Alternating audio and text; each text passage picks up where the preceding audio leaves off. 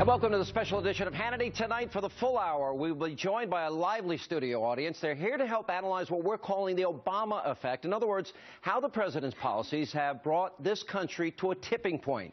Now, we begin with liberal constitutional professor Jonathan Turley, who said it best during his testimony on Capitol Hill on Wednesday. The president has, in fact, exceeded his authority in a way that is creating a destabilizing influence. The rate at which executive power is being concentrated in our system is accelerating. And frankly, I am very alarmed by the implications of that aggregation of power. I believe we are now at a constitutional tipping point in our system. It's a dangerous point for our system to be in. And I believe that your response has to begin before this president leaves office. No one in our system goes it alone. All right, there you have it. So how exactly has President Obama overstepped his authority and created this constitutional crisis? Here's how. Take a look. Protecting our First Amendment rights are vital to who we are. Attorney General. And welcome back to the special edition of Hannity. Now, Defense Secretary Chuck Hagel announced a proposal this week that would shrink the Army to pre-World War II levels. In other words, completely gut the military. Now, not surprisingly, the decision by the administration is raising major national security concerns. American dominance on the seas, in the skies, and in space can no longer be taken for granted. He'd much rather spend the money on food stamps than he would on a strong military or support for our troops. There's no strategic vision except for a political strategy. That's like canceling your fire insurance to prevent fires. Tying our own hands, tying the hands of future presidents in an inability to address whatever threat may be. What we're trying to do is solve our financial problems on the backs of our military. You are for big government, except when it's about the military. No, I am. The military is part of the government. I'm for spending more money on troops and less on equipment. I'm for our enlisted men and women getting more money in their paycheck and better benefits. And we bring back our studio audience for what this historic decision is going to mean for our country and why this is yet another example of the president's policies bringing America to a tipping point. Arlene, let's talk a little bit about this. You want to weigh in? Yeah. Do you want to know who was cheering on Monday when Hagel made that announcement? Was Russia, China, Iran, North Korea.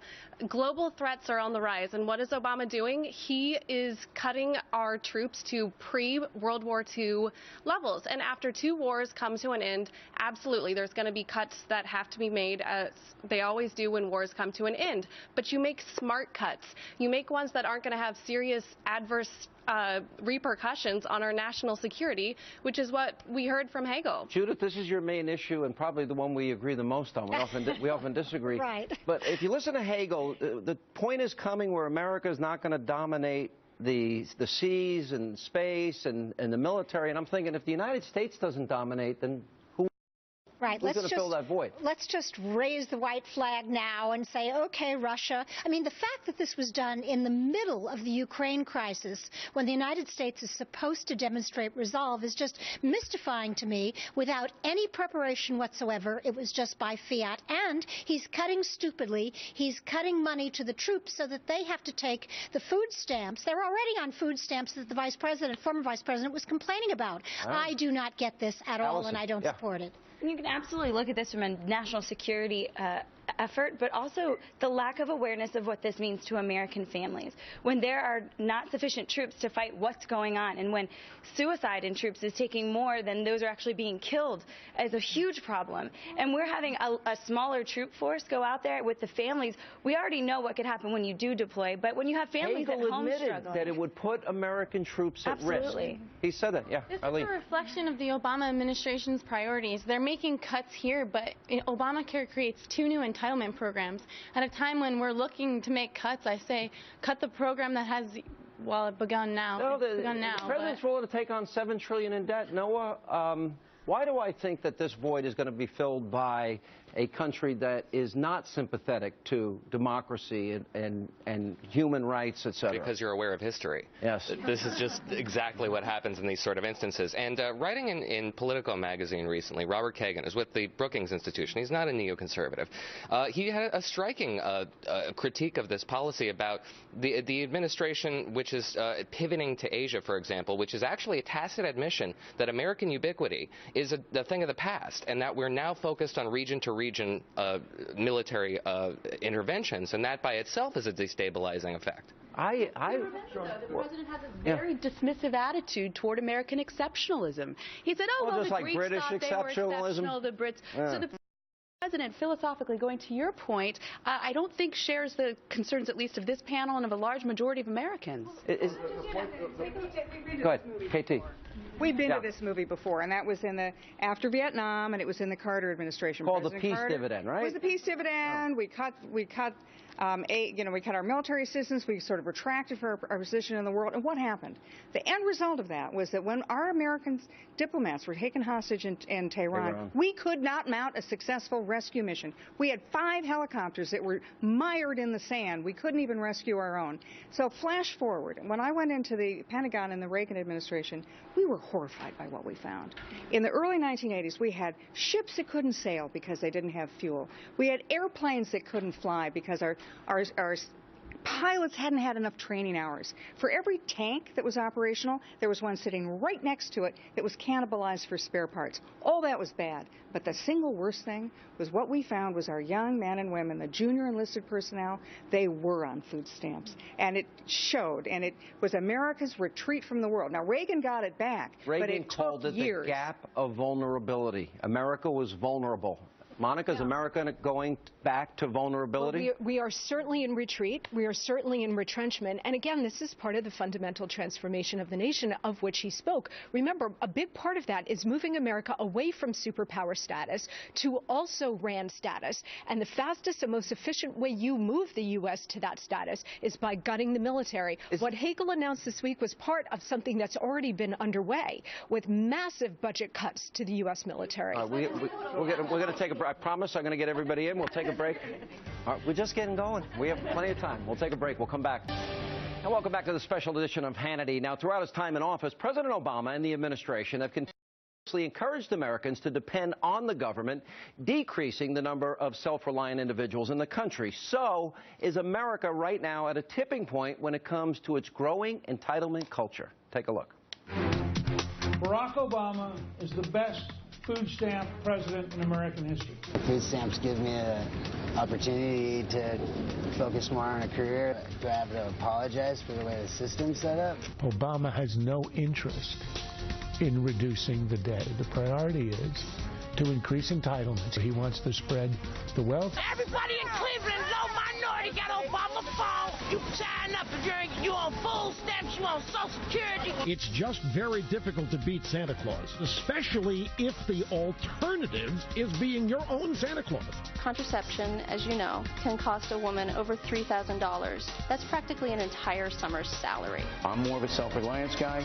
You're more of a big government will solve your problems guy. You know people are counting you. Bill, the point is we have not massively expanded the welfare state. All right, we bring back our studio audience. Before I get to everybody here, I see everyone's ready to jump in. You're dying, okay. Yeah. All right, let me put up on the screen Americans receiving food stamps. We now have 47 million Americans. It's a lot of people, a lot of lives being impacted. And then Americans living at or below the poverty line, almost the same number, 46.5 million. Now, this coalesced for me this week. Joe Biden, when he wasn't kissing Barbara Walters this week on The View, he made this statement about how Obamacare frees up women not to work at dead-end jobs, and they can stay home and take care of their children. Watch this, because I think this goes to the heart of what the left believes today. This is about freedom. How many of you are single women with children in a dead-end job? You're there because of your health insurance. You would rather opportunity to spend the next couple years with your child till they get, if that was your choice, till they get into primary school. You're now trapped in that job because if you leave, you lose your health insurance. Now, you'll be able to make an independent choice. Wait a minute. I want to stay home. That's my choice. Well, but Sean, wait a minute. Is that America? That's not the America I grew up in. And I was dying to talk on this topic because, you know what, I don't think that anyone should have a sense of entitlement. Most people don't know my story. I grew up in Camden, New Jersey. I put myself through college. I put myself through law school. So, no, you should not be able to sit home. You should pull yourself by your bootstraps and do what you have to do. This is the Vice President of the United States of America saying you can stay home, and who's going to pay for all this? Sean, you want to know? Yeah, absolutely. It is so insulting to women to say that you have the freedom now for us to take your job away, to cut your hours. It's going to be great for you. Pick your poison. You don't get to say that there's a wage gap and there's an innate sexist, hostile environment for women, but then say, actually, you just wanted to stay home all along. That's a good angle on it. The president continues to make it rational, to seek to make it rational, to enact and behave in ways right now that ensure poverty and dependency in the long term. I was raised, go ahead, I was raised to work. You want to know what's absolutely insulting about this is that while Obama and his administration are looking to expand the entitlement culture, he's cutting benefits and pay to our military and their families, the people who are serving and sacrificing and putting their lives on the line. Many of them have paid the ultimate sacrifices, and their families are having to deal with that on the home front. Everybody that works will pay for that woman's choice to stay home. Father, I went to Catholic school for 12 years. They didn't like it, but I went there. But true story, I was taught that every person was created by God. I believe that with all my heart, and that every was born with talent, and that work was part of what we are as human beings. We're supposed to give back. We're supposed to use our talents for other people. Is that now changed? I agree 100%. I'm going to play devil's advocate, which people love when I play devil's advocate. No. But you know what? Maybe Vice President Biden, yes, exactly, was saying in this case, you know what? What if getting out of a dead-end job and knowing that you have another type of insurance so that you can get a better job is an opportunity. I think that's a possibility. Wait, Sean. He said to stay home and raise your kids. Let the devil talk for a second. All right, go ahead. Let the devil talk. Now, that's the devil's advocate. But where I think President Obama went off the rails here is that he had the religious group, including the Catholic bishops, but so many others, evangelicals and others, wanting health care for everyone. And he could have used them as advocates and partners. Instead, what he did, he said, I'm going to do it my way, and I'm going to make sure that religious people are not able to protect their religious liberty. That's the problem. Monica, go ahead. Orwellian language coming from the vice president and also from the president when they talk about we're going to liberate you from work, we're going to free you. It's all about freedom, when it's nothing of the sort. What they're really trying to do is direct people into government dependency, which is enslavement. Americans have always really valued in this country the freedom to self-determine, to determine what they want to do. And just, you know, the entitlement culture, which actually has been happening over the 20th century. It started with Franklin Delano Roosevelt. It's not just the Obama administration. So this has been happening for a long time. And actually, Tocqueville predicted it in Democracy in America 150 years ago, that too much radical freedom is going to cause people to just put themselves back. Tell me what to do. I don't know how to figure myself out. I don't know why people aren't shocked at this. Are you shocked at that? I'm shocked at the word dead-end job, because these people may be getting a sense of personal responsibility. A lot of my patients are in jobs they don't want to be in, but you know what? Maybe the person feels good about taking care of their family. When I was a cook and a dishwasher and a bartender in construction, were those what? By the way, I want to correct one statement. Not everybody on the left agrees with this. I don't like disincentivizing work. I think it kills people's souls. So that's number one. Number two, nobody wants to focus on solutions. All of that money you're seeing on food stamps is a very easy way to make it smaller. You've got 14 different programs going on, overlapping.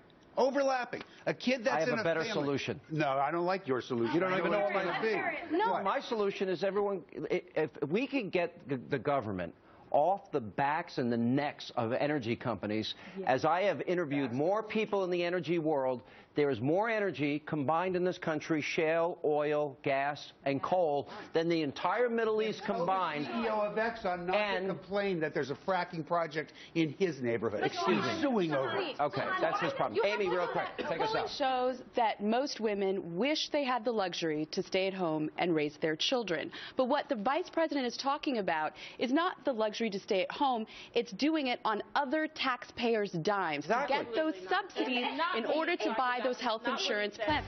Subsidies for families. Exactly what he's saying. Subsidies for families making up to $90,000 a year. Family of four. So it's taking money from some taxpayers to support other taxpayers to not work. Real quick. If you stay home with children, you know you are working more than any of us who are working full-time jobs. Wait a minute. But somebody's paying for her to stay home. Oh, my goodness Pay me to stay home. That is the worst work than anything anybody has done. It is hard work. And it is awful. I know it's hard work, but if you can't, why should some...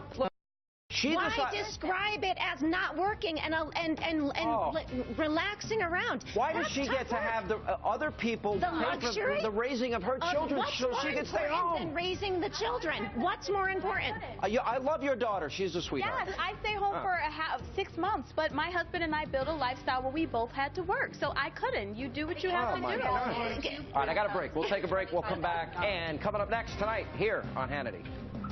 It's not that I want to punish your success. I just want to make sure that everybody who is behind you, that they've got a chance at success too. And I think when you spread the wealth around, it's good for everybody. All right, some say it was a slip-up back in 2008, but 5.5 years later, we now have proof that President Obama is waging a war against the so-called rich. Much more as our studio audience continues. Straight ahead.